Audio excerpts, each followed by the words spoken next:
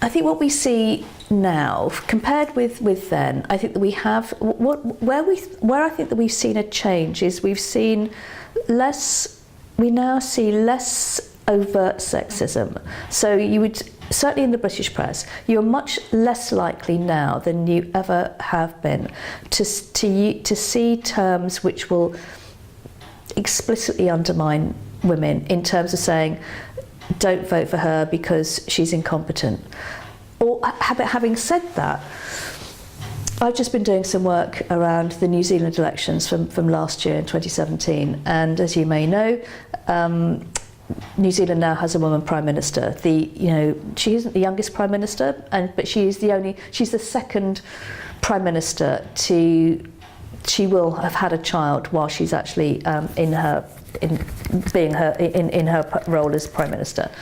The other one was kind of Benazir Bhutto, but that a number of commentators about Jacinda Ardern have made the comment that she's very inexperienced, that she's barely out of university, and that's just not true. She became an MP in 2008, so she's been an MP for 10 years. She's been in the shadow cabinet, I think, since 2011. So there's a kind of knee-jerk to actually say, to undermine women in terms of their competence. But I think that in the British press, that's less. I don't think that's really quite as gendered as it has been. Certainly not in the quality press. So you have someone like Theresa May. So if you think about the current controversy about bombing Syria, so there's no. From my understanding, from my reading of news media, there is no effort to try and say that she made a mistake because she was a woman, or so there isn't a kind of gendered discourse.